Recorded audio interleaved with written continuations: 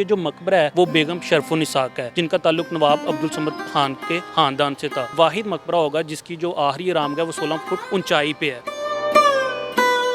कि ये एक बड़ी नेक और परहेजगार खतून थी। जैसे हमारे अभी भी कहा जाता है कि कोई ना महरम की नज़र ना पड़े खवातीन पे, वो पर्दा करें, तो इसीलिए ये इनकी अपनी ज़ाती ख्वाहिश थी कि मरने के बाद भी मेरी जो तदफीन है वो ऐसी जगह पे की जाए जहाँ पे कोई गैर महरम की रसाई ना हो आसानी से।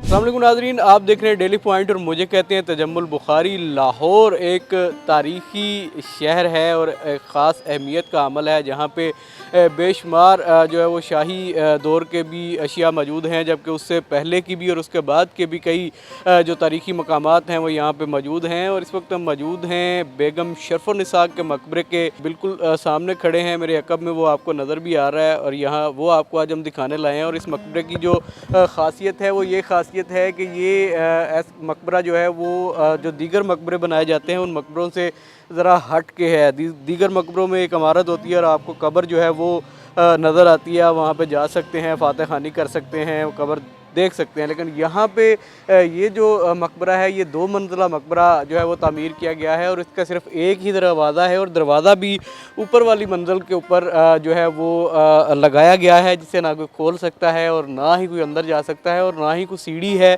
और ना ही कोई रास्ता जो है वो है जो कि इस मकबरे के अंदर जो है जाया जा सके और वहाँ पे जाके फातह खानी की जा सके या ज़ियारत की जा सके। तो इस तरह की कोई भी यहाँ पे ऐसी सहूलत मुयसर नहीं है। तो ये अपनी नवीयत में एक मुनफरिद जो मकबरा है वो इस वक्त लाहौर में मौजूद है, बेगमपुरा के इलाके में। और इसी मकबरे के हवाले से हमारे साथ गुफ्तगू करने के लिए मिर्ज़ा उस्मान बेग साहब मौजूद हैं, जो कि जितने भी लाहौर शहर के जो तारीख़ी मकामात हैं उनके हवाले से ख़ासी जो है वो नॉलेज रखते हैं। तो उनसे बात करते हैं और उनसे जानने की कोशिश करते हैं कि क्या इस मकबरे के बारे में वो क्या मालूमात रखते हैं और क्या बताएँगे हमारे नाज़रीन को। अस्सलाम वालेकुम सर, कैसे हैं आप? वालेकुम अस्सलाम, शुक्र अल्हम्दुलिल्लाह। आप अच्छा उस्मान भाई बताइएगा, ये जो मकबरा है बेगम शरफुन्निसा का, इसकी क्या लॉजिक है कि ये 2 मंजिला मकबरा बना दिया गया, दरवाज़ा भी ऊपर लगा दिया गया? थोड़ा सा पहले तो इस खातून की हिस्ट्री के हवाले से बताइए कि ये कौन है और ये इसकी क्या मंतक है? लाहौर के गवर्नर रहे हैं नवाब ज़िक्रिया ख़ान, उनके वालिद नवाब अब्दुल समद खान वो भी गवर्नर रहे। एक बहुत प्रोमिनेंट फैमिली थी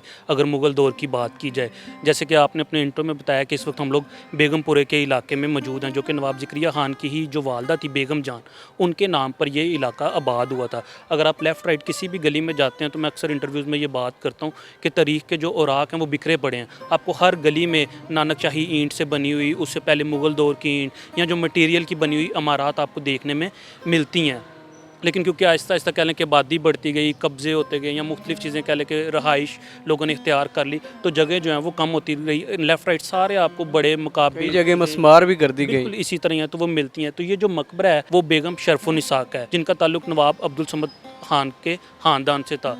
तो ये जैसे आपने अपने इंटरव्यू में बताया कि आप जितनी भी मुग़ल दौर की कब्रें देखते हैं या बाकी भी आम कब्रिस्तान में भी, तो वो ज़मीन में या ज़ेर ज़मीन होती है, ऊपर सिर्फ एक तावीज़ आ रही होती है सामने। ठीक है। कई जो मुग़ल दौर की अगर आप ज़्यादा बात करें तो तहखानों में भी होती हैं, तहखानों में होती हैं, ऊपर सिर्फ तावीज़ होता है। ये लाहौर की इस हवाले से मकबरा बड़ा अहमियत का हामिल है कि ये वाहिद मकबरा होगा जिसकी जो आखिरी आरामगाह वो 16 फुट ऊंचाई पे है। जैसे आपने बात की कि चारों तरफ से बाद में इसको बंद कर दिया गया, या आप इसको बदकिस्मती कह सकते हैं। अगर आप किसी भी बड़े मुहक्किक की, राइटर की, आप रिसर्चर की किताब उठाते हैं, जितनी भी कन्हैया लाल की तहकीकात चिश्ती या कोई भी, तो वो हर एक ने मुख्तलिफ मालूमात जो हैं वो दर्ज की हैं। एक चीज़ जो अच्छी है उस पर वो तमाम मोरखीन जो है वो मुतफिक हैं कि ये एक बड़ी नेक और परहेजगार खतून थी। जैसे हमारे अभी भी कहा जाता है कि कोई ना महरम की नज़र ना पड़े खवातीन पे, वो पर्दा करें, तो इसीलिए ये इनकी अपनी ज़ाती ख्वाहिश थी कि मरने के बाद भी मेरी जो तदफीन है वो ऐसी जगह पे की जाए जहाँ पे कोई गैर महरम की रसाई ना हो आसानी से। इसीलिए कह लें कि वो एक जो किताबों में भी लिखा आ रहा है और शायद इसीलिए यहाँ पे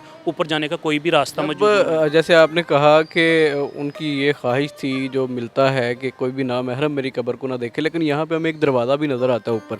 उसकी क्या लॉजिक समझ में आती है कि अगर वो सारा ही बंद कर दिया जाना चाहिए था? नहीं, वो अब जो ये तो मैं आपको तरीही कुतुब में जो लिखा गया वो बता रहा हूँ। ये तो इवन कि ये अब दरवाज़ा बंद, ये दरवाज़ा ओपन होता था, मैंने खुद देखा, मेरे पास कब्र के अंदर की तस्वीरें भी पड़ी हुई हैं। ठीक है, तो वो अभी और फिर आप अगर सिख दौर का हुकूमत देखते हैं या कोई भी अंग्रेज़ दौर देखते हैं तो इस मकबरे के साथ बड़े मज़ालिम ढाए गए हैं। वो कोई भी हो, हम लोग कहते तो ज़रूर हैं कि अंग्रेज़ बड़ा हिस्ट्री से प्यार करता है, कल्चर से प्यार करता है, वो कोई भी इस मकबरे की बदकिस्मती रही है। अच्छा, ये वैसे कितना पुराना मकबरा है, क्या कब से ये बना है, कब इनकी वफ़ात हुई और कब से इसको तमीर किया गया? ये मुग़ल दौर का है और ये तमीर तो कह लें कि ये बाग था और ये उन्होंने खुद तमीर करवाया था। यहाँ पे आकर वो कुरान मजीद की तिलावत किया, पहले से तमीर करवा रखा था? उन्होंने अपनी ज़िंदगी में करवाया था। यहाँ पे वो आके कुरान मजीद की तिलावत किया करती। मैंने जैसे बात की कि यहाँ पे उनके महलात थे। इवन कि हमें तरीही कुतुब में ये मिलता है कि जब कोई बाहर से हमलावर आते थे, जैसे कि आपको पता होगा कि पहले जो शहर था वो 12 दरवाजे और 13वीं मोरी के इर्द गिर्द या अंदर था, लेकिन ये इस इलाके से उन्हें इतना ख़जाना मिला है कि घोड़सवार को, कि वो अंदरून की तरफ गए ही नहीं इस इलाके से। उस खजाने में क्या कुछ था? हाँ, वो इतना ज़्यादा उनको, क्योंकि ये महलात थे सारे। आप बाहर जाएंगे दायंगा का मकबरा है, साथ ही यहाँ पे ये बड़ा तरीही शुमाली। नहीं, वो उस तरह का मामला तो नहीं था जिस तरह का हम सुनते हैं कि हराम मिस्र में जब फ़िरौन मर जाता था तो उसके साथ जो है वो नवादरात और जवाहरात जो है वो भी दफन कर दिए जाते थे। किया तो इसीलिए बेहुरमती की गई ना। जैसे अब आपने कहा कि ये दरवाज़ा क्यों बनाया गया अगर इतनी वो नेक और परहेज़गार खातून थी। मतलब आपका तो क्वेश्चन ये है, और तहकीक कहते भी इसी को कि मुख्तलिफ सवालात उठाना कि क्यों हुआ, और आपने साबित जो करना होता है वो स्ट्रॉन्ग रेफरेंसेस से करना होता है। जैसे बाहर आर्कियोलॉजी डिपार्टमेंट के अंडर ये किसी ज़माने में तो अभी भी उन्हीं के पास है, बाकी चीज़ें तो वॉल सिटी के अंडर आ गई हुई हैं। तो बाहर जो लिखा हुआ है उसमें यही लिखा कि ये नवाब ज़करिया खान की बहन थी, लेकिन अगर आप तरीही कुतुब देखते हैं तो नवाब अब्दुल समद खान, नवाब अब्दुल्ला खान जो उनके ही बेटे थे, नवाब ज़करिया खान, इनकी तो कोई बेटी ही नहीं थी।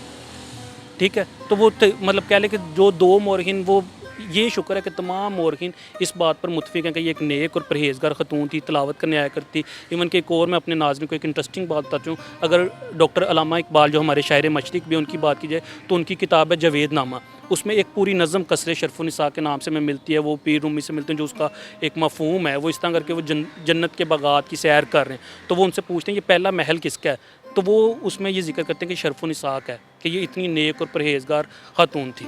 अच्छा, अभी हम देख रहे हैं कि महकमा आर्कियोलॉजी की जानब से इस मकबरे के साथ जो है वो छेड़खानी भी की गई है। जो पुरानी चीज़ें थी उन्हें हटा के तो अब वो नई टाइल्स और ये सारी चीज़ें भी लगाई जा रही हैं। तो क्या आप समझते हैं कि इस तरह करने से इसका जो मतलब एक नेचुरल चीज़ थी वो ख़राब हो रही है, तो मतलब तारीख़ को मसख़ करने की कोशिश की जा रही है? अच्छा, इस पर मैं कोई बात तो नहीं करूँगा। शुक्र है, चले कह लें कुछ हो तो रहा है ना। अब ये यहाँ पे सफाई भी पता चल रहा है कोई करके गया। अगर हम लोग भी दीवार टाप के हैं, जंगला फैलांग के आए हैं, अगर आप देखें तो जितने भी ये 3 मकबरे करीब महाबत खान, अली मर्दान पे काम हो रहा है और उसमें बहुत अच्छा काम करवा रहे हैं, और होना चाहिए। ये हमारा तरीही विरसा है। सिर्फ नारों से, बैनर्स उठाने से अभी करीब ही वर्ल्ड टूरिज्म। लेकिन आपको नहीं लगता कि इस काम में इन्हें वो जो पुराने दौर का जो आर्किटेक्ट था या जिस तरह से वो चीज़ें तमीर की जाती थी, कमोबेश उस तरह का कोई पैटर्न इस्तेमाल करें, ना कि जदीद दौर की जो चीज़ें हैं और जदीद दौर का जो पैटर्न है उसको लगा के इसका जो एक कुदरती हुस्न कह लें कि उसको ख़राब किया जा रहा है? नहीं, वो तो अलाउ भी नहीं है। अगर आप इंटरनेशनल स्टैंडर्ड देखें तो वो तो अलाउ भी नहीं है और वो करते भी नहीं। जो पुराने डायरेक्टर थे उनके साथ तो मेरा सलाम दुआ भी थी, और अब वो काम करवा भी रहे हैं। हमें अप्रिशिएट करना चाहिए। तनकीद तो कह लें कर ही लेते हैं। जैसे मैंने बाहर बोर्ड का कहा कि वो गलत लगा हुआ है, तो दायंगा का मकबरा करीब उस पर काम हो रहा है, अली मर्दान पे हो रहा है, वॉल सिटी ने बड़ा काम किया है और वो उसी स्टैंडर्ड के मुताबिक करते हैं। कई दफ़ा ठेकेदार कर जाते हैं कोई छोटी मोटी गलती, वो हम लोगों को, जैसे यही तो बात करूँ, दुनिया तो इतनी आगे चली गई हुई है कि वो सिर्फ जो उनके आर्कियोलॉजिस्ट हैं या हिस्टोरियंस हैं, वो सिर्फ मिट्टी पकड़ के ना तो बता देते हैं कि यार इसमें क्या चीज़ इस्तेमाल हुई है, कितने 100 साल पुराना है। हम लोग आज तक शख्सियात के नहीं बता सके कि ये मकबरा किसका है, उनका ताल्लुक। आपका ये मशगला भी है, एक शौक़ भी रखते हैं कि आप पुरानी चीज़ों को जो है वो सामने लेके आते हैं, उनकी तलाश करते हैं। तो ऐसी ऐसी ऐसी कोई चंद एक चीज़ें बताएं कि जो आप समझते थे कि वो आपने मुतारफ़ करवाई हैं या आप उनको उसको मंजर आम पे लेके आए, उससे पहले वो गुमनामी में थी, किसी को नहीं पता था उसके बारे में? यार लातदाद हैं वो, मैं कौन सी बात बताऊँ, वो इंटरव्यूज़ में होंगी। कई है, जैसे इलामा इकबाल की जो बेगम है, पहली बेगम, उनका ताल्लुक भी इसी इलाके से था। ठीक है, वो किसी को भी नहीं लाहौर में पता था। इस तरह मियाँ फैमिली पता तो सबको है, तरीही कुतुब में तो दर्ज है, लेकिन उस तरह कह लें कि किसी को नहीं पता था। वो मैंने वीडियो की, कई कौमी हीरोज़ हैं, कई गीत नगार हैं। अभी रेशमा जो हमारी बहुत बड़ी गुलकारा थी, लंबी जुदाई, मैंने उनकी अभी कबर रिसेंटली की, तो बड़े मुझे वो मैसेज आए इंडिया से भी कि उनके जो फैंस थे वो आज तक किसी को पता ही नहीं था उनकी एक माँ बाप, क्योंकि ना वहाँ पे तख्ती लगी हुई है ना कोई चीज़। फिर उनकी बेटी की इवन के मुझे कॉल आई। इसी तरह बाली जट्टी एक बहुत बड़ी संगीतकार थी, वो कह लें कि नाम तो मिटने आई है, तो क्योंकि मकबरा है, मुग़ल दौर का है, फिर एक बाकायदा रिकॉर्ड में है। बाकी तो आप कोई भी जो जितना मर्जी नामवर शख्सियत है, 20 साल के बाद वो ख़त्म हो जाएगी। बहुत शुक्रिया जी आपका। जी बिल्कुल नाज़रीन, आपने बातें सुनी और यकीनन कुछ नई बातें भी होंगी आपके लिए। और ये मकबरा आज हमने दिखाया है, इसके अंदर तो हम नहीं जा सकते क्योंकि एक तो ये चारों तरफ से बंद है, और दूसरा जो इसके अंदर जाने का जो वाहद रास्ता है, एक दरवाज़ा, वो इतनी ऊंचाई पे लगा हुआ है कि कोई भी आदमी बगैर किसी सहारे के, बगैर किसी सीढ़ी के उस तक नहीं पहुंच सकता। और इसके साथ जो है वो सीढ़ी बिल्कुल बनाई भी नहीं हुई, दरवाज़ा जो है वो बिल्कुल जो है वो ऊपर वाली मंजिल के ऊपर लगाया गया है, और नीचे वाला जो चबूतरा है वो बिल्कुल प्लेन है। तो इसके साथ ही जो है वो अपने मेज़बान तजम्मुल बुखारी को दीजिए इजाज़त। अल्लाह निगहबान।